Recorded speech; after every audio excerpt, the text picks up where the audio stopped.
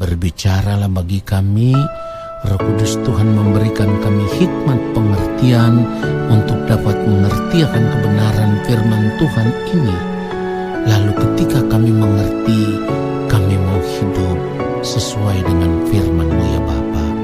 Di dalam nama Tuhan Yesus Kristus kami berdoa. Haleluya. Amin.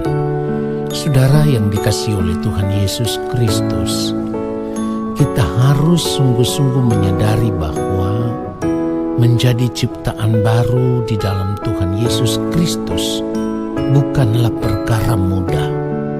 Artinya begini, jika kita tidak mau mengambil keputusan untuk benar-benar berubah, maka sampai kapanpun kita tidak akan pernah bisa berubah.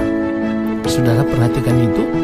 Kalau kita tidak mau mengambil keputusan untuk berubah, maka sampai kapanpun kita tidak akan pernah bisa berubah. Jadi untuk benar-benar bisa berubah, maka kita harus memiliki komitmen. Kita harus memiliki tekad, kemauan yang kuat untuk berubah. Saudaraku, perubahan diri di dalam hidup orang percaya tidak bisa berlangsung secara otomatis. Artinya bukan karena kita mengaku percaya kepada Allah di dalam Tuhan Yesus Kristus, lalu kita bisa secara otomatis berubah seperti yang Allah kehendaki. Tidak bisa.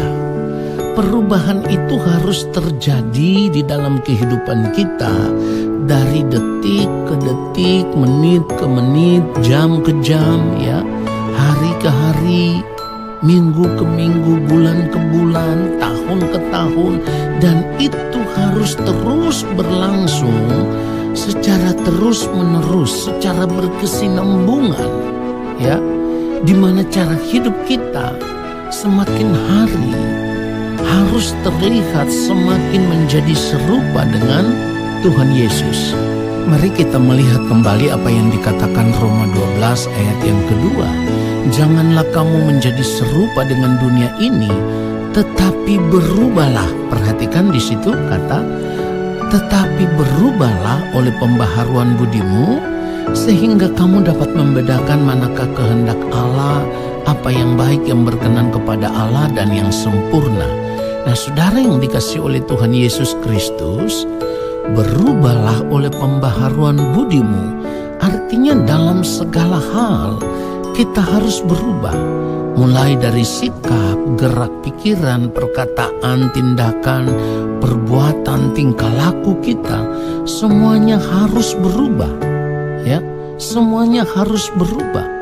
Sebab kalau tidak, artinya kalau kita tidak mau berubah dalam seluruh aspek kehidupan kita, maka kita tidak akan pernah mengerti apa yang menjadi kehendak Tuhan.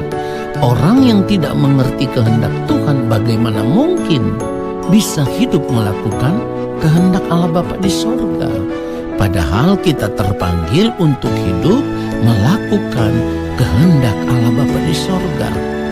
Kalau kita melihat kebenaran firman Tuhan di dalam Amsal pasal yang keempat ayat 23, firman Tuhan katakan begini, jagalah hatimu dengan segala kewaspadaan, karena dari situlah terpancar kehidupan.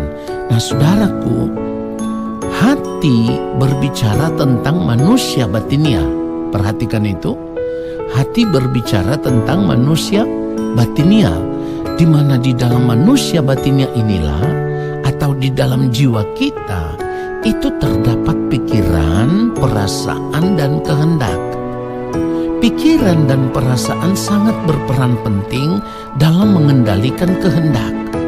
Sebab kehendak itu sama dengan kemauan, keinginan, atau harapan yang keras. Nah, saudaraku, kalau gerak pikiran kita salah, maka kehendak kita atau kemauan kita, keinginan kita atau harapan kita yang keras itu juga pasti salah.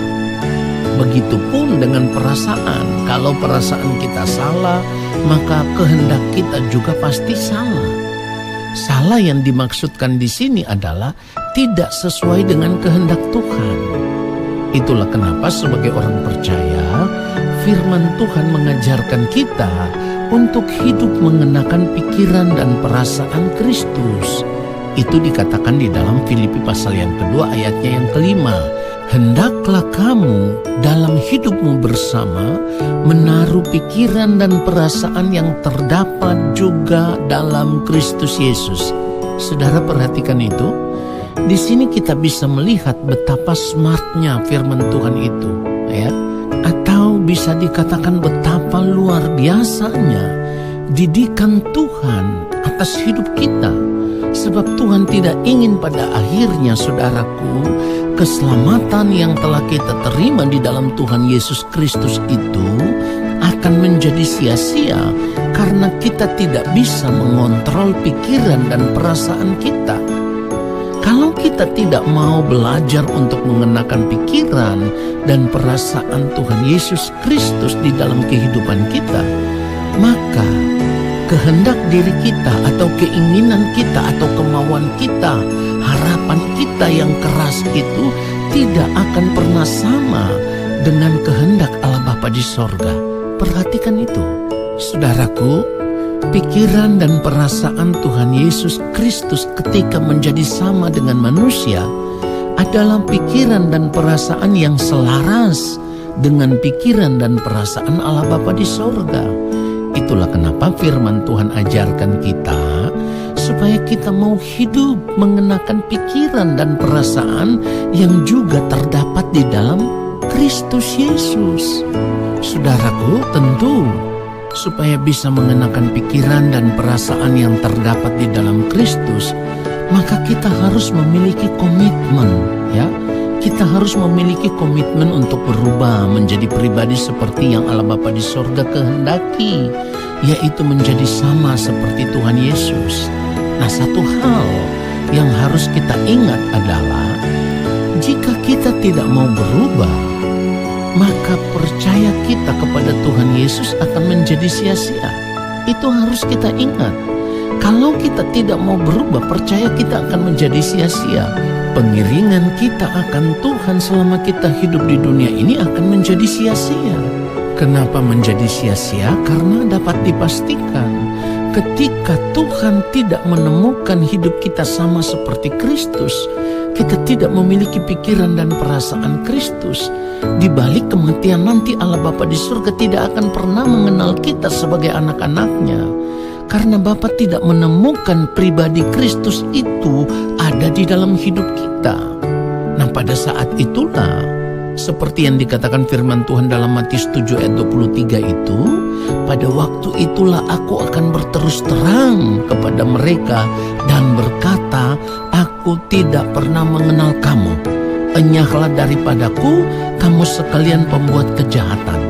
Saudara perhatikan itu. Jangan sampai menyesal. Jangan sampai menyesal. Jangan sampai nantinya saudara tidak dikenal oleh Tuhan. Kalau saudara tidak mau berubah mulai sekarang ini, mulai detik ini, kalau saudara tidak mau berubah, saudara akan dipandang hina di hadapan Tuhan. Dan itu seperti yang dikatakan di dalam Mazmur 73 ayat 20. Seperti mimpi pada waktu terbangun ya Tuhan, pada waktu terjaga rupa mereka kau pandang hina. Artinya begini, ketika berada di balik kematian baru kita tersadar bahwa kita tidak hidup sama seperti Kristus. Rupa kita dipandang hina atau kita tidak dikenal oleh Tuhan. Oleh sebab itu saya mau katakan, bertobatlah sekarang sebelum terlambat. Tuhan Yesus memberkati kita semua.